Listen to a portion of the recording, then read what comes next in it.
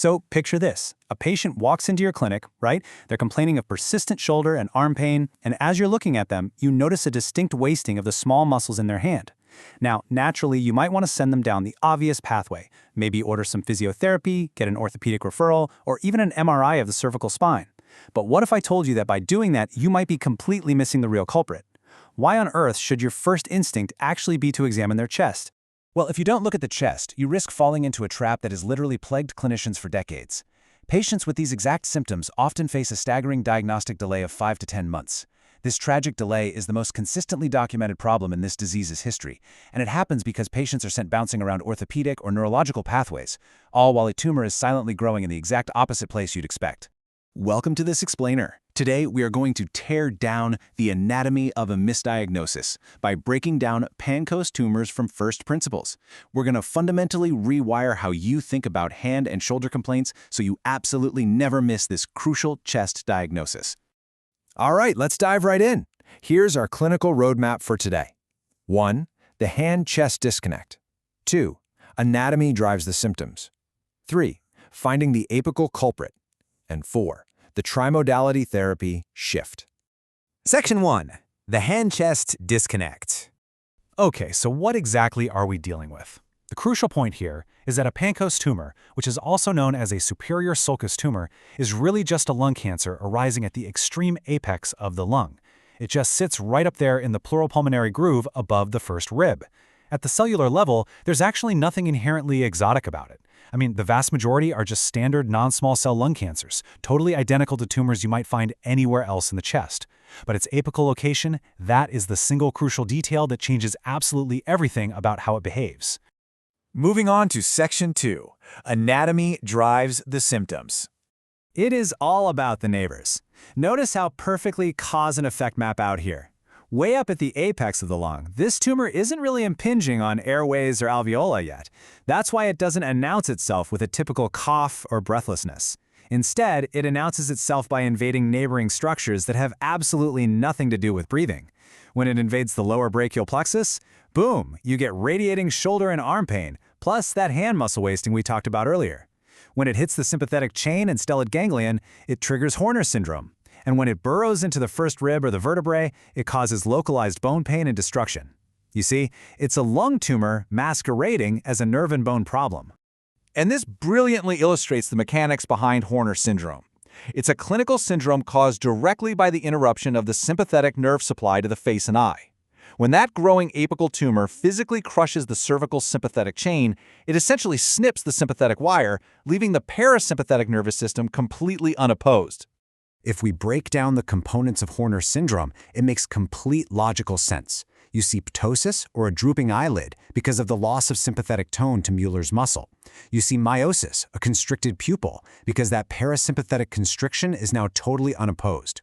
You'll notice anophthalmos, which is a subtly sunken appearance to the eye. And finally, anhidrosis, the loss of sweating on the affected side of the face. Actually, actively asking a patient if they've noticed a loss of facial sweating is an incredibly high-yield diagnostic habit that directly confirms sympathetic chain involvement. So anytime you see a patient with unilateral hand wasting, you must look at their face and eyes. Which leads us nicely into Section 3, finding the apical culprit. Imagine you tap over the lung apex and hear a dull percussion note. What now? Well, you have to mentally pull up this differential. How do we distinguish them? A Pancoast tumor is defined by those neurologic and sympathetic invasion signs we just covered. In contrast, apical fibrosis or upper lobe collapse will share signs of volume loss. Think tracheal deviation. Meanwhile, consolidation stands apart because you'll hear amplified sound transmission, like bronchial breathing and increased vocal resonance. The apex follows the exact same diagnostic logic as the lung base, just with some uniquely high-stakes neighbors.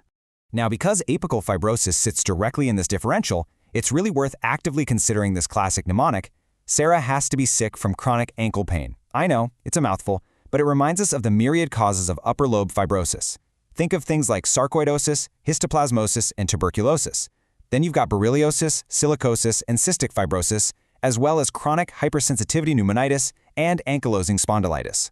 Why does this matter? Because in the real world, an older patient with apical changes on an X-ray could have overlapping conditions. You really must actively consider this entire list rather than just anchoring on the first diagnosis that pops into your head. So let's map out how this builds into the modern diagnostic pathway. Because of that notorious 5 to 10 month diagnostic delay, a high index of suspicion is your absolute best tool. Once you suspect it, we follow this staging sequence. Number 1, a CT of the chest to define the extent of local invasion. But here's the really critical addition. An MRI is incredibly valuable here because of its superior soft tissue resolution for assessing the brachial plexus and vertebral bodies. We then use a PET scan to check for any occult distant disease, followed by a biopsy, often utilizing video-assisted thoracoscopic surgery, or VATS, to precisely define chest wall involvement and get that crucial histological confirmation. Finally, Section 4, the trimodality therapy shift. For resectable disease, and we're generally talking T3 to T4 tumors here, with limited nodal involvement, we now use the gold standard trimodality therapy. It happens in 3 big steps. First, neoadjuvant concurrent chemoradiotherapy to shrink the tumor down. Second, a surgical resection. And third, adjuvant systemic therapy to clean up any microscopic remnants. What's absolutely amazing here is that even for tumors that initially look unresectable, this aggressive preoperative treatment can shrink them enough to actually allow for a surgical reevaluation. It's a real game changer. To truly understand why this trimodality approach is so celebrated, we have to look back at history. Back in the 1950s, the standard approach was just radiotherapy followed by surgery. And frankly, the outcomes were grim. The historical 5-year survival rate was hovering right around 30%. For a long, long time, a Pancoast tumor was viewed as an almost uniformly fatal diagnosis. But look at where we are today. Thanks to the modern trimodality approach, the 5-year survival rate has pushed up to a remarkable 44 to 48%. And outcomes are even better for patients who achieve a complete surgical resection. This represents one of the most dramatic and triumphant improvements in the history of thoracic oncology. And the frontiers are still evolving as we speak. We are increasingly incorporating immunotherapy, like PD-L1 checkpoint inhibitors such as pembrolizumab or atezolizumab, into treatment plans. We're bringing precision medicine to this historically difficult tumor. Furthermore, because our local surgical and radiotherapy techniques have gotten so incredibly good, local recurrences have plummeted. The battlefield has completely shifted. Today, treatment failure usually presents as distant relapse, particularly in the brain, which entirely changes how we monitor and counsel these patients long-term. We've covered a lot of ground today, but it really all comes back to a single, crucial anatomical truth. A tumor at the apex of the lung simply doesn't look like a lung problem. So I want to leave you with this. The next time a patient sits in front of you with unexplained shoulder pain, wasted hand muscles, and a drooping eyelid on the same side, where will you put your stethoscope first? Resist the urge to send them straight to orthopedics. Examine the lung apex, because the answer might just be sitting exactly where nobody thought to look.